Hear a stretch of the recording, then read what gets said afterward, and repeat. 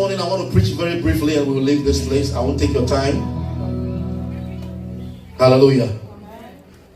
And I want to minister on the theme this morning, the mystery behind distinction. The mystery behind distinction, or the mystery behind distinctions of your life. Hallelujah. Now, when we open our Bible to Philippians chapter 2, verse number 12. Philippians chapter 2, verse number 12. Philippians chapter 2, verse number 12. 1, 2. 12. Hallelujah. The Bible says, therefore, my beloved, as you always obey. Somebody say obey. Obey. Somebody say obey. Obey. Not as in my presence only. Therefore, my beloved, as you always obey, not as in my presence only, but now much more in my absence, work out your salvation with what? Fear, and with what? Trembling. Go back to that scripture again. Therefore, my beloved, as you always obey, not as in my presence alone, but now much more in my absence, work out your salvation with fear and with what? Trembling. The mysteries behind distinction of life. Why am I saying that? The mystery behind distinction of life. And what is that? One of the fundamental or basic element of the mysteries behind distinction is discipline. Somebody say discipline. Discipline. Somebody say discipline. Discipline. Hallelujah. How many of you know what I'm talking about? No one can be enthroned without self-improving discipline in life. Nobody can be enthroned. You cannot receive what you want to achieve in life if you don't discipline yourself. You got to discipline your spirit. You have to discipline your soul, and you have to discipline your mind to act according to the status of heaven in order to achieve what you want to get in life. Hallelujah. Are you hearing me? So therefore, I took my time to kind of bring to attention exactly what discipline does in our life. Discipline, number one, is the security of your destiny. Is what? Discipline is what? The security of what? Of your destiny. The establishment of your posterity.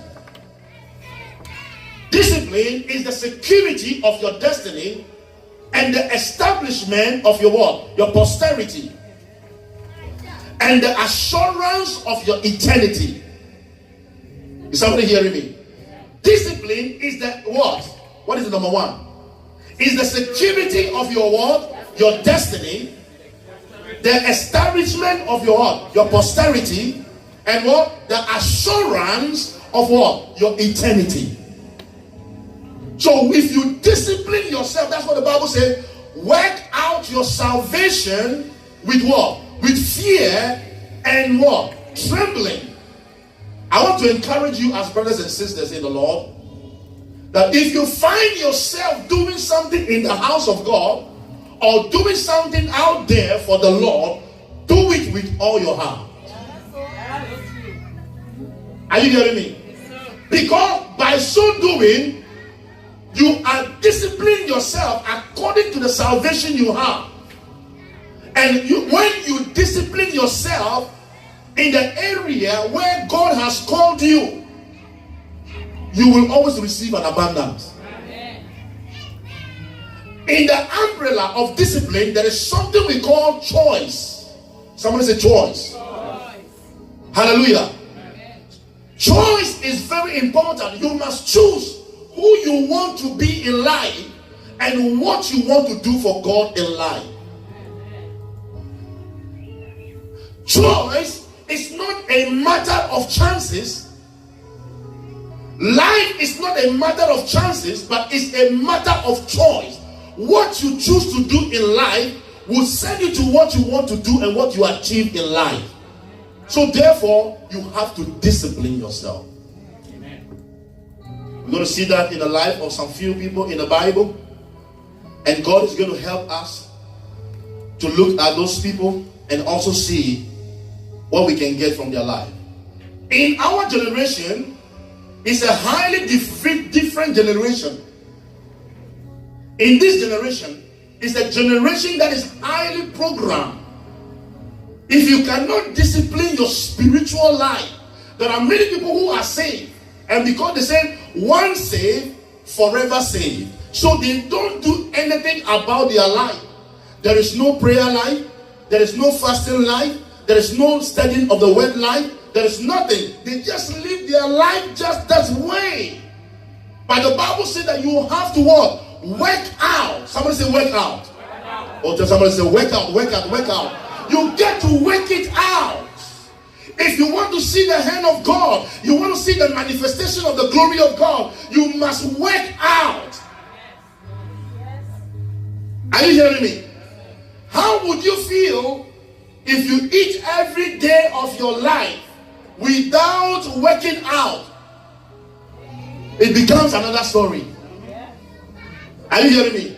So it is very important. There are mysteries behind our distinctions, and this mystery is what? Discipline. You must learn to discipline your spirit. You must learn to discipline your mind.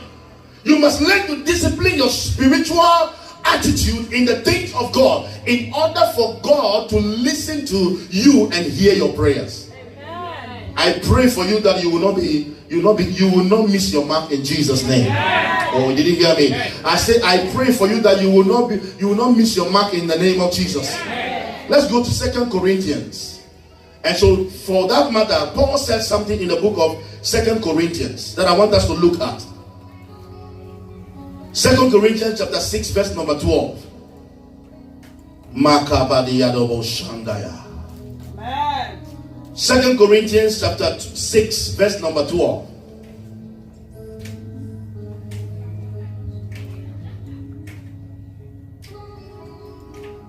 Are you there? Go back a little bit to verse number 10. Karabo Shadabahandaya. In the name of Jesus. Amen. By the power of the Holy Spirit. Amen.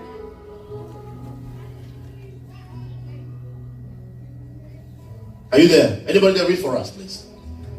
2 Corinthians chapter 6 verse number 10. If you are there, read for us. As sorrowful, yet always rejoicing. As poor, yet making many rich. As having nothing, yet possessing all things. Amen. Go ahead. Openly to you. Our heart is wide open. You are not restricted by us, but you are restricted by your own affections. Go ahead.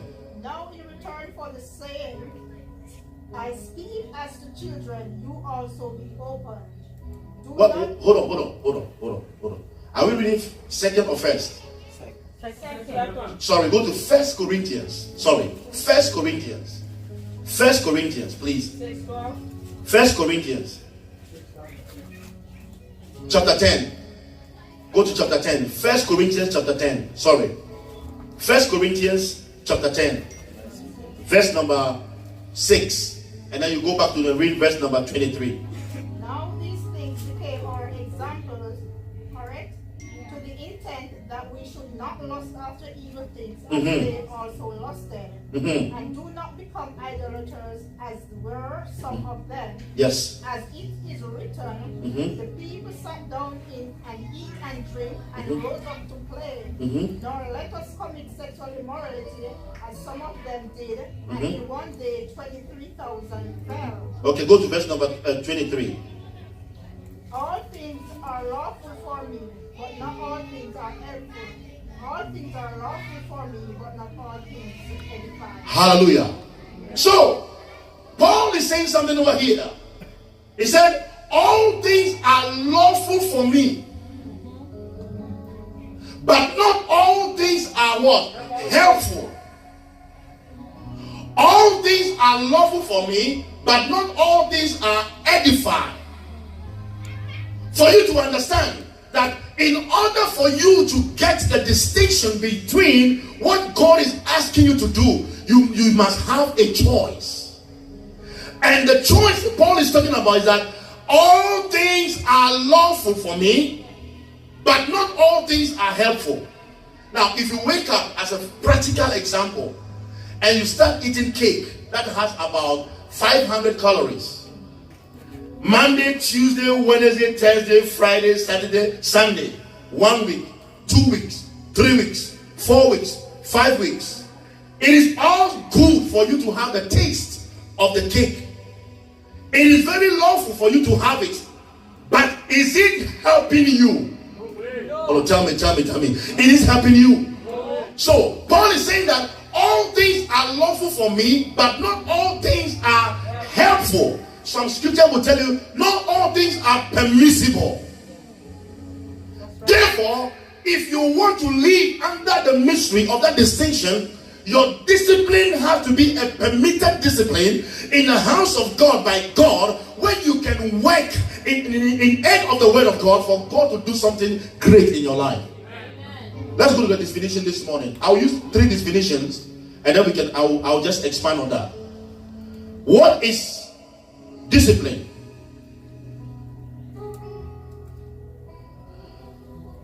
Your deliberate choice for the profitable above the acceptable. Did you hear what I said? Discipline is what? Your deliberate choice for the profitable above the what? Acceptable. You didn't get it? What did I say? Discipline is what? Is a deliberate choice. Go ahead. For the profitable above what? The acceptable. The fact that people are doing it that way does not allow you to also do it the same way. So you got to discipline yourself in a way that will bring profit to you, even though people are accepting it anyhow. Did you hear what I said? That is why we are in a season where you don't want to look at what people are doing in order for you to make heaven. You got to go according to the pattern of the Bible, according to the pattern of the heavens. When we are in the presence of God, we have come to have an encounter with God.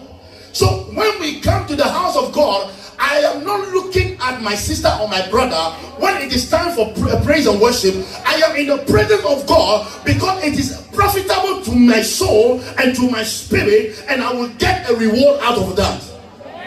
Are you hearing what I'm saying today?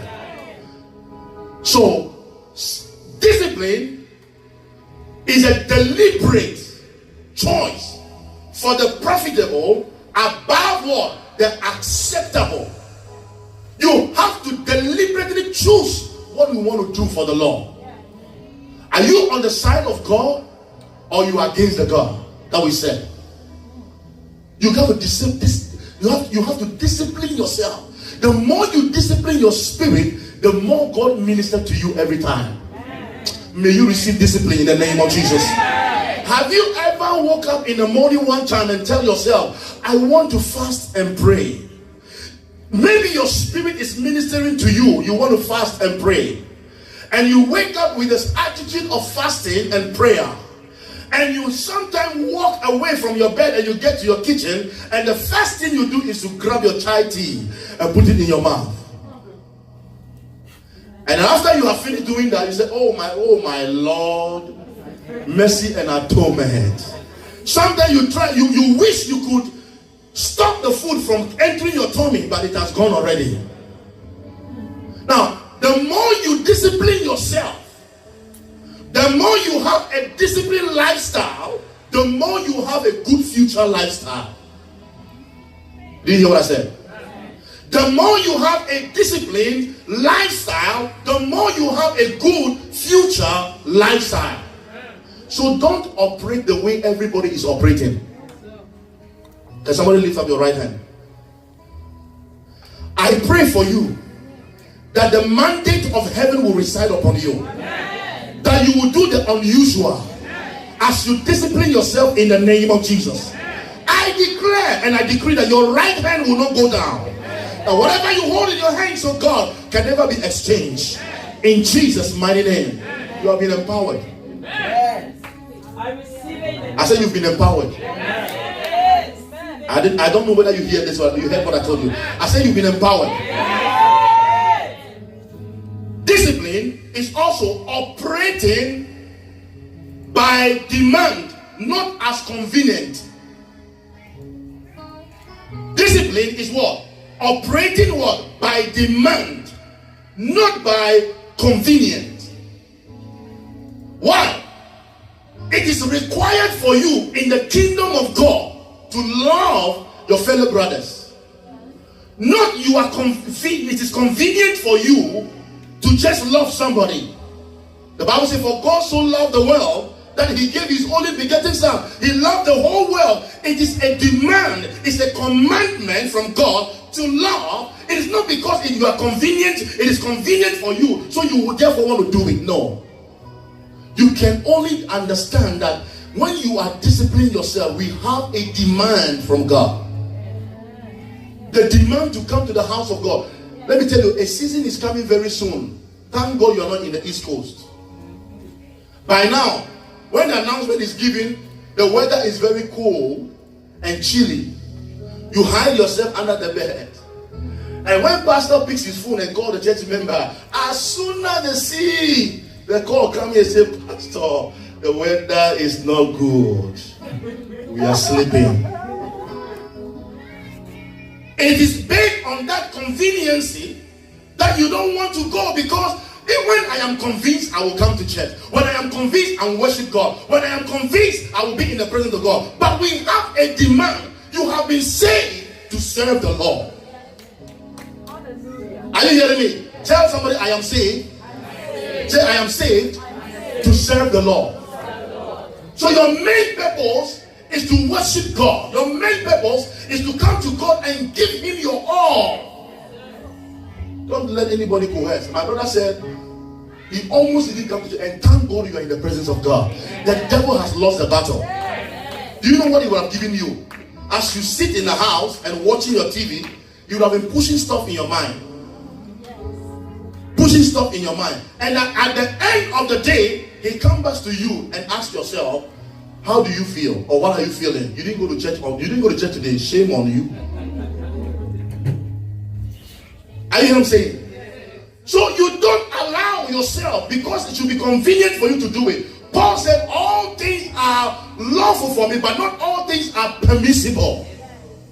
It is lawful for me, for you, it's palatable for you to go to a friend's place and enjoy a friend's celebration. When you see that friend doing something wrong, you have to detach yourself, because your spirit is made to live holy, because your body is a holy body. Amen. You didn't hear what I said? Yeah. May the Lord promote you. May the Lord increase you. I see increase in the house, and I see gift falling in the house. In the mighty name of Jesus, I am confident, and I am here to tell you, I am persuaded by the Spirit of God that next time people look at you, they will see you different, with a different eye. They will see you. That's why when you come to the house of God, I just wish, people of God, you can do this for us. If you can create a space for us, for people to come forward and dance. Let people come forward and dance. When it is time for praise and worship, don't look at your lipstick. When it is gone, God will give you another one. The Bible said, and David was in the presence of God, and it was time for him. It was not a convenient moment. It was demanded and required by him. by his heart to praise him. And the Bible says he stripped off his garment and came to the presence of God. And the wife looked at him and said, what do you think you are doing? You are disgracing yourself. Only God knows what you are going through inside of your body. And as you are praising God, he knows what you are going through. And as the praises go higher, the blessings begin to fall. So one day you will see me dance in this house. You haven't seen anything yet. Are you hearing me? You have not seen anything yet. Rock and roll in the presence of God. You will rock and you will roll it. In the midst of the situation, in the midst of danger, you will tell yourself, I will discipline myself in the presence of God until I see my salvation. Point number 3. What is discipline? What is discipline? Let's go. Oh, thank you, Jesus. Discipline is living under a set rule and establishing boundaries around yourself. Living under what? A set rule and establishing what? Boundaries around yourself. Not because Brother Dakusko is doing this, so I should also do the same thing. Some of us, people have ridiculed us because we have one lifestyle. Are you hearing me? They said you don't go out, you don't hang out, you don't even know life, you are only one way. I thank God I am one way for Jesus. Are you hearing me? I am one way for Jesus, because when Jesus is on the throne, as long as I am pleasing Jesus, not pleasing any man, God will be glorified in heaven. I came to tell you today, don't please any man, please God. Look at somebody and tell the person, please God. Learn to please God. Learn to please God. Are you hearing me? When you are pleasing, when it is time for you to please God, don't give any measure when it comes to the time for pleasing God. I want to dance in the Bible says, when the Spirit of the Lord is upon my soul, I will dance as David danced. So when you come to the house of God and the song is going on, shake your body, rock in the house. Rock. Tell the weak that is coming ahead of you, you are more than the conqueror. You are the head and not the tail. You are the winner and not the loser. Begin to glorify yourself and say, Lord, I have controlled my body enough to be able to stay under your presence. Some people cannot stay in the presence of God for 45 minutes. In the next 15 minutes, they have already given up. Somebody told me one day, said, Pastor, our church service is too long. The 2 hours is too long. Can we do it about 45 minutes? I said, mercy and atonement. If you live in Nigeria where I am close to that country, you say, Mbam, Tofiagwa. Because if you go to church for 45 minutes or for only 30 minutes, you leave your house 30 minutes, and by the time you forget about praise and worship, you forget about prayer, you just run into the house of God and sit down, and the man of God preaches the word for only 10 minutes, and you run back and go back to what? Give all your sacrifice to God. Give your sacrifice of praise to God. That is the mystery behind. When you discipline to wait in the presence of God, God begins to pour into your spirit. The Bible says, for they that wait upon the Lord shall what? Shall renew their strength. The strength will come when you wait in the presence of God. Are you hearing me? I don't mind waiting.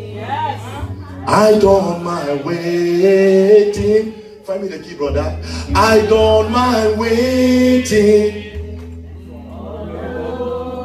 Okay, hold it. Why is it that when you come to church you want to sing? You sing like you're going to a funeral. Put it on string for me a little bit. Why is it that when you want to sing in the house of God? That's why the praise and worship team, I tell them, this time when you are singing praise and worship, reduce the microphone. We want to hear the voices of everybody. And everybody have a wonderful voice here. Are you hearing me?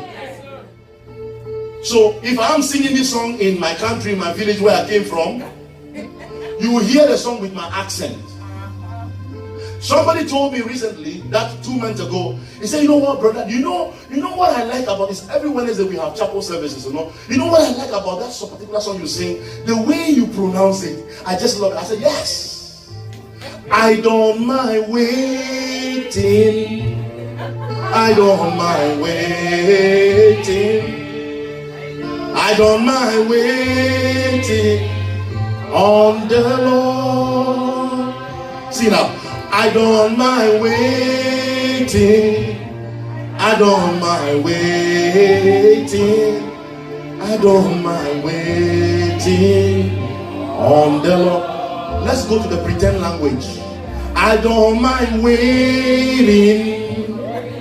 I don't mind waiting.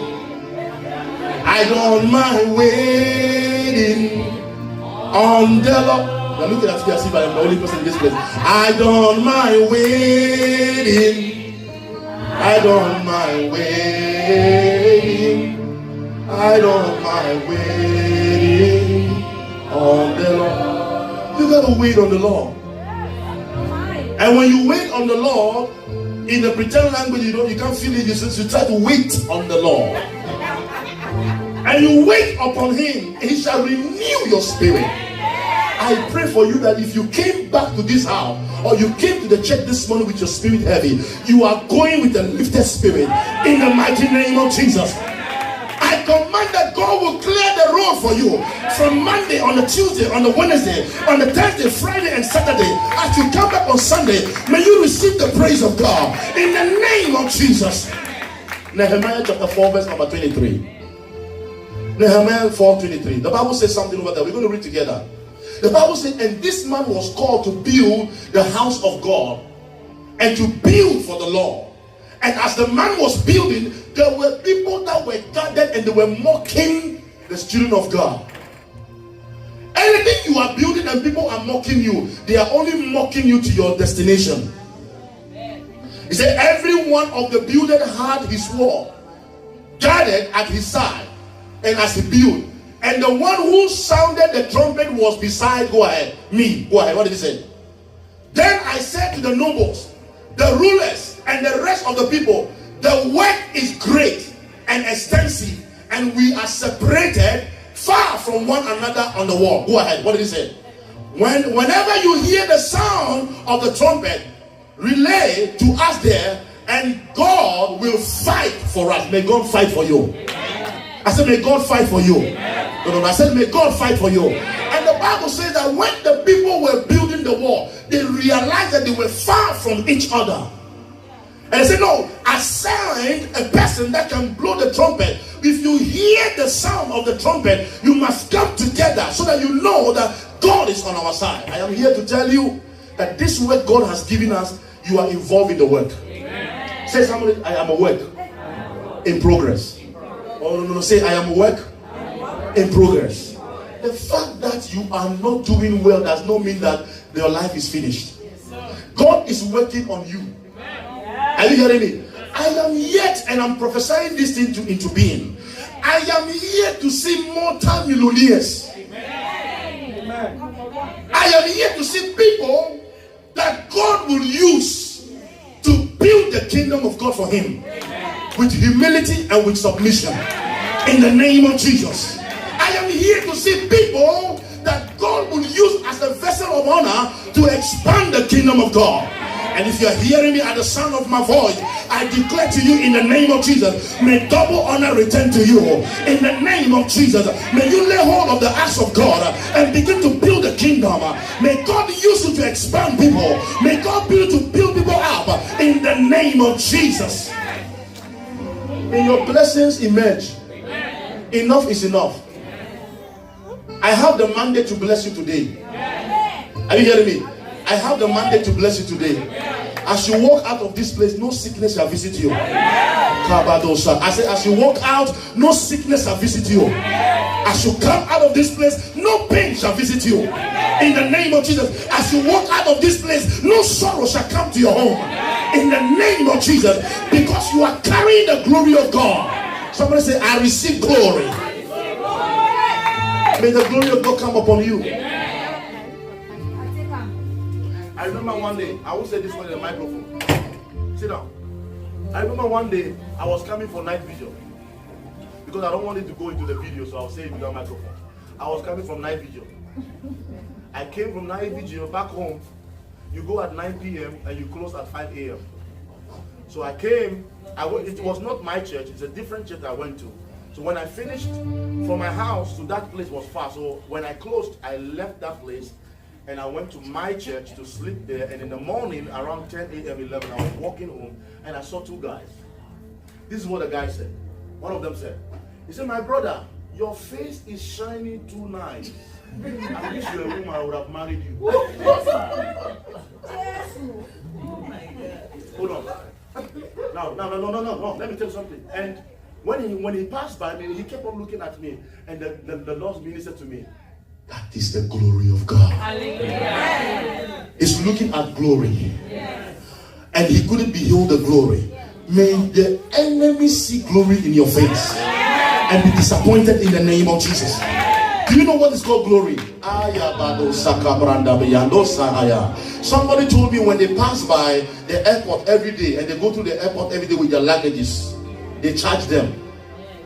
By the time come in their life and once they are passing to the airport, say no, you don't have to pay for it. Just go. Just go. May you receive divine favor. I said, may you receive divine favor. Receive divine favor in the name of Jesus. If I were you, I would stand up and say, I receive it. Do you know what is called divine favor? Somebody look into your face and tell you that I will pay for you what you don't deserve. Are you hearing me? That's why there's going to be so many surprises this time. You will come back and testify. In your education, in your office, the job you are looking for, you will, listen to me very carefully. You will not beg for jobs. I said you will not beg for jobs. I said you will not beg for a job. God will give you a desired job according to the will of God and the power of God. You will not beg for a job, and the job you will do will be a lucrative job. It will be a job that the enemy cannot touch. Lift up your right hand. I declare this morning over you, wherever you walk through this week, may the Lord locate you. Wherever you walk through this week, wherever you step your feet this week, may the Lord locate you. May the Lord favor you. May the Lord promote you. May the Lord be behind you in the name of Jesus. And I pray that when you wake up in the morning, you will sing a new song. Your home, your family, I declare the goodness of God. And I arrest the spirit of frustration, the spirit of confusion over your life and your home. I arrest them in the name of Jesus. You are walking in freedom. You are standing in freedom. You are singing in freedom. And you shall stand in freedom in the name of Jesus. In the whole city of California, may you never be disappointed. May failure be far away from you. And I pray that which you have been asking God for a long time, this time around, you will not be denied. In the name of Jesus. May God use you to bless the homeless. May God use you to bless the homeless. May God favor you to bless somebody. May God use you as an instrument to build the kingdom of God. May God use you to preach the gospel. May your mouth be used as the mouth of the instrument that can sound like a trumpet. May you never be afraid. May you stand strong in the presence of the Lord. In Jesus' mighty name we are praying. Put your hands together for the Lord. I pray a prayer for you, people of God. Keep standing very strong, because you are a winner. You are victorious. That God will give you a song. Shall we share the grace? May the grace of our Lord Jesus Christ, the love of God, and the sweet fellowship of the Holy Spirit be with us now and forevermore. Surely goodness and mercy shall follow us all the days, and we shall dwell in the presence of the Lord forever and ever. Amen and amen.